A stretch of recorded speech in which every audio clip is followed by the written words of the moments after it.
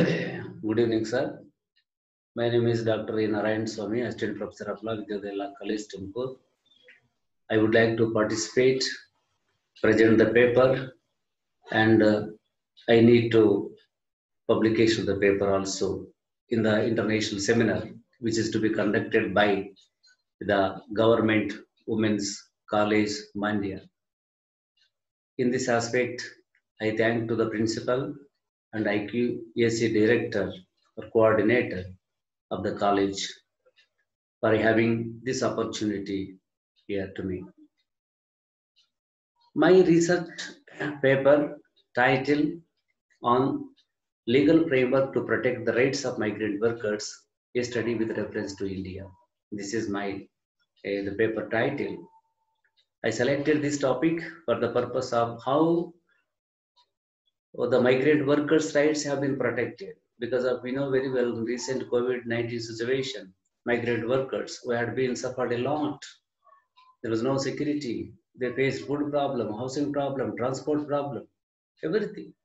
That's why I selected this topic for the purpose of to find out the conditions of migrant workers in India.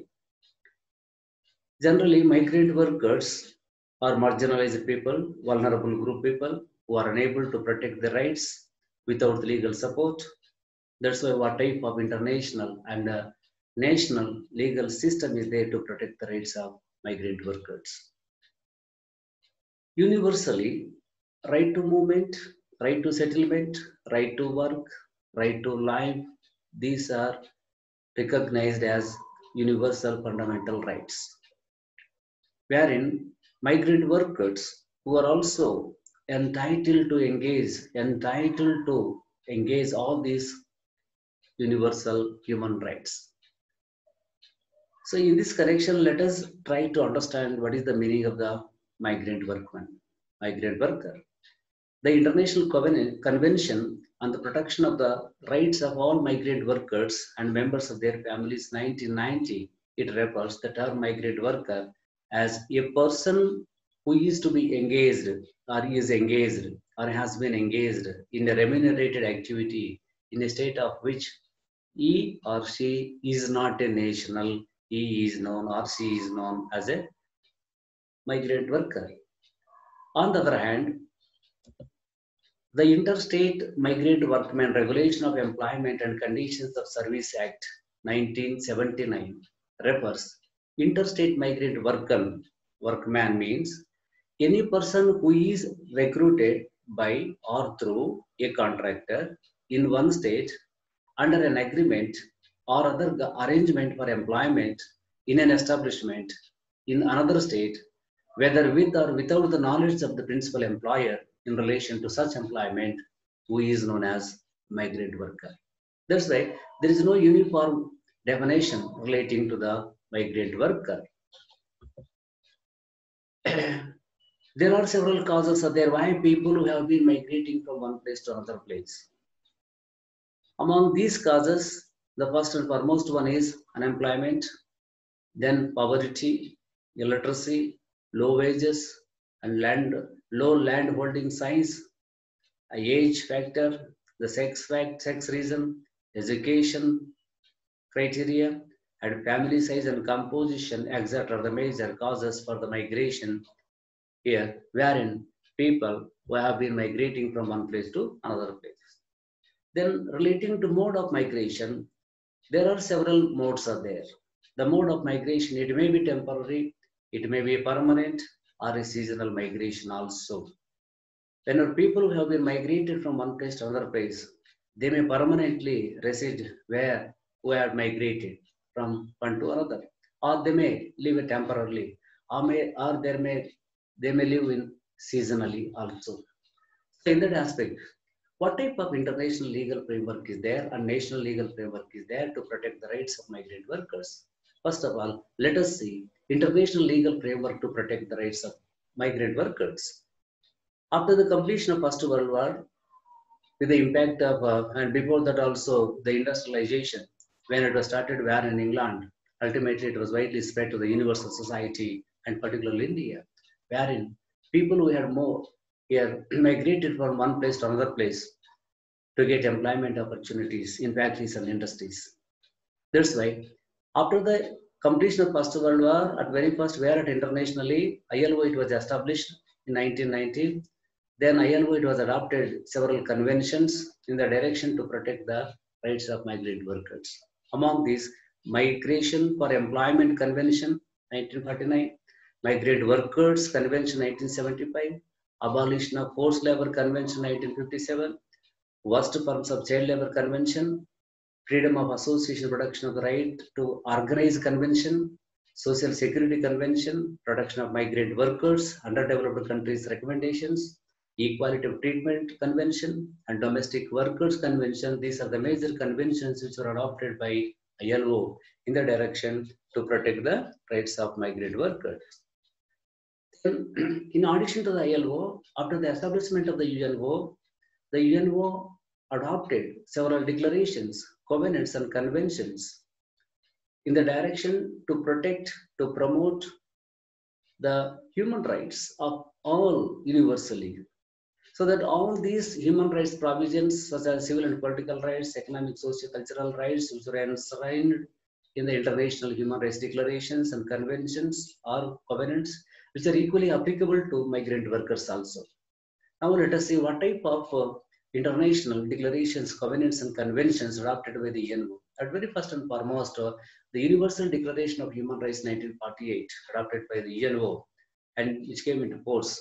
It was adopted by the UNO on 10th December 1948, wherein the UDHR, which includes civil and political rights, economic, social, cultural rights, but due to which it is a mere declaration, so that which is not so effective to implement the rights which are incorporated in the UDHR.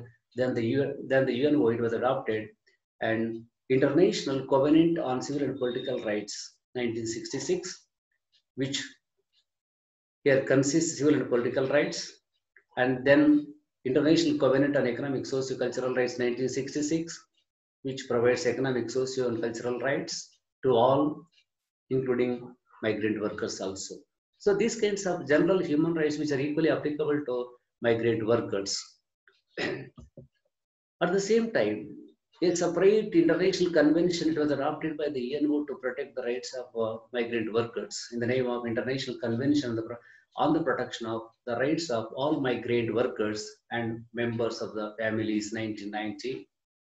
And then it was consisted of several provisions to protect the rights, right to life, right to freedom of thought and expression, religion, right to property, right to security of persons, right to equality, right against exploitation, and right to trade unions, right to social security measures, right to health, right to education of the child, and right to employment, right to nationality. These type of certain rights which are recognized by this convention. And at the same time, there is no provision to practice any discrimination based on sex, caste, creed, race, religion, whatever it may be, these provisions. But when you observe the international convention, which is applicable to international migrants, so that international convention, it doesn't say anything about here. It means the migrant workers within the country, the migrants workers within the state. Then coming to the India, what type of legal framework is there to protect the rights of migrant workers? In India, we have, after the promulgation of the Indian Constitution of India, which guarantees certain fundamental rights to migrant workers, it means to all, including migrant workers, particularly Part 3 of the Indian Constitution, here which speaks about fundamental rights from Article 14 to 32, particularly Article 14, which declares the equality and equal opportunities to all, so that equal opportunities provided to migrant workers also. Article 15 declares no discrimination based on religion, race, caste, whatever it may be. Article 16 guarantees equal employment opportunities in public sector. Article 19, 1B guarantees to all citizens a right to assemble peacefully without any arms, right to assemble peacefully. Article 19, 1C here, a right to form an association, Article 19 here, D, Article 19(1)(d), right to movement freely. Article 19(1)(e), right to settlement. Article 19(1)(c), guarantees all citizens the right to practice any profession, to carry on any occupation, or a trade or a business. That is a fundamental right. And then Article 21, protection of life and personal liberty. Article 23 prohibits here any forms of forced labor. Article 24, prohibition of employment of children in factories. Article 25 guarantees to every person the freedom of conscience and right to practice and propagate any religion. So these type of certain fundamental rights which guarantees the rights of migrant workers. These rights also which are equally applicable to migrant workers. Apart from these fundamental rights, there are some directive principles of state policy, where in Part 3, accordingly, Article 38 says that state to secure social order for the promotion of welfare of the people. Article 39D states that there is equal pay for equal work for both men and women. Article 39E states shall ensure health, strength of the worker, both men and women, and the tender age of the children. Article 41 provides right to work, right to education, public assistance in certain cases. Article 42 directs the state shall make provisions for securing just and human conditions of work and for maternity benefit. Article 43 directs the state shall endeavor to secure by suitable legislation or economic organization to provide all workers living wages and decent standard of life. And Article 47 says that it is the duty of the state to raise the nutrition level and standard of living to improve public health. So that based on to fulfill the provisions of directive principal trade policy, the state is empowered to enact legislations in the direction to uplift, to promote the migrant workers. That's why the government of India, it was enacted a separate legislation in the name of Interstate Migrant Workmen Regulation of Employment and Conditions of Service Act 1979. Accordingly, it is applicable to every establishment in which where there are 5 and more than 5 interstate migrant workmen who are working or employed on any day of the preceding 12 months, wherein it is the duty of the employer to register the employment or the establishment. It is the duty of the contractor who is or has been engaging 5 or more than 5 interstate migrant workers at that time. Getting license is compulsory. So accordingly, there is the provision to provide certain facilities, equal wages for both men and women, minimum wages, suitable conditions of work, and to provide suitable residential accommodation, medical facilities, safety measures, and protective clothing, etc. by the employer or the contractor who has been engaging interstate migrant workmen. But now, what is the situation? The present NDA government, where in 2019 and 2020, a new labor codes which were enacted by the parliament in the name of the Code on Wages 2019, the Industrial Relations Code 2020, the Occupational Safety, Health and Working Conditions Code 2020, the Code on Social Security 2020, etc., enacted by the parliament, but which are yet not implemented by the government of India. These are what about here under the here taking the decision for the implementation of these codes. The government of India now it is referring to implement these codes. No, that's why we cannot say at present because of under these provisions there are several provisions are there. Suppose for example, where in wages, where in social security measures, where in safety, health and working conditions code, there are several provisions are there to provide migrant workers to protect their health, safety and working conditions, providing wages, minimum wages, and then for some other security measures here which are equally applicable to that. There are certain challenges are there here. Due to lack of registration of employment by employers or license by contractor, it is extremely difficult in tracing the migrant workers and their exact number, how many migrant workers are there in India. And then exploitation of migrant workers by giving low wages and equal wages between male and female, And sometimes what about here, those are lack of proper basic facilities also, and lack of proper organization by the migrant workers because of illiteracy and lack of unity among themselves, and inability to cope with the diversity of culture, language, and access to identity or documentation whenever we are migrating from one place to another place. And application of labor laws also, what about migrant workers, is a myth because of some labor laws which are not applicable to the migrant workers. Why? Because migrant workers who are working were in majority were in unorganized sector of employment. No, lack of exact data on migrant workers. That's why, because neither central government nor state governments maintain records about migrant numbers, data, and to implement various programs effectively, and depriving of right to vote due to migration. So these type of challenges faced by the migrant workers. Apart from these challenges, there are some problems faced by migrant workers. We observed during the COVID-19 situation. So lack of proper basic facilities to them, lack of housing facilities and drinking facilities, and lack of proper medical facilities, health problems are there, child labor because of due to migration, even the adult male and female workers, those are what about here, bring their children, and ultimately the child labor and lack of education to their children, lack of safety and security to the migrant workers, and violence against women. These are common problems faced by migrant workers. And suggestions. Here, when we observe the international convention, what it says only international migration. The international convention doesn't say anything about here within the state, within the country, and within the state. So that's why we need several provisions by making a separate international convention here for to protect the rights of migrant workers within the country or within the state. A separate provision shall be made by appropriate government in India, because at present, according to that Interstate Migrant Worker here Act, which provides facilities only interstate migrants.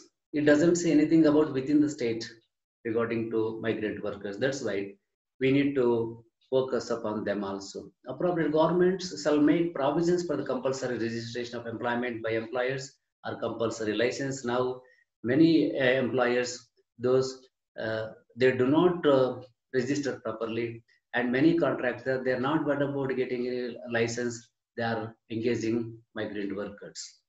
Appropriate government shall take steps to register migrant workers and issue identity cards for the purpose of getting certain welfare benefits.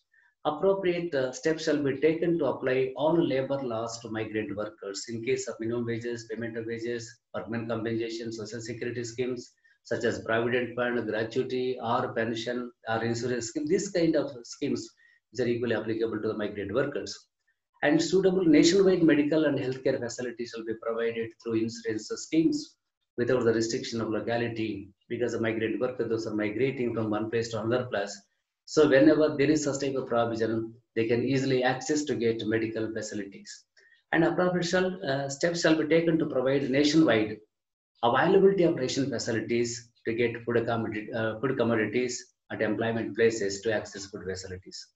Suitable steps for nationwide voting facilities also shall be provided, and priority shall be given to access housing facilities and free housing schemes to migrant workers. And trade unions shall play active and vital role to protect the rights of workers. Besides, NGOs also, they have to play significant role to protect the migrant workers. So these type of suggestions made by the researcher. And in conclusion, no doubt at all, the migrant workers, whenever we have been facing a lot of problems, they need international as well as national legal system, legal framework to protect their rights. So in that aspect, we want to strengthen international conventions. We want to strengthen the local or national legal system and administrative machinery, and separate whatever administrative machinery which is required to implement the law made by or any enacted by the parliament. So with this, what about here, I conclude the concept of here legal framework to protect the rights of migrant workers. Thank you, one and all. Thank you.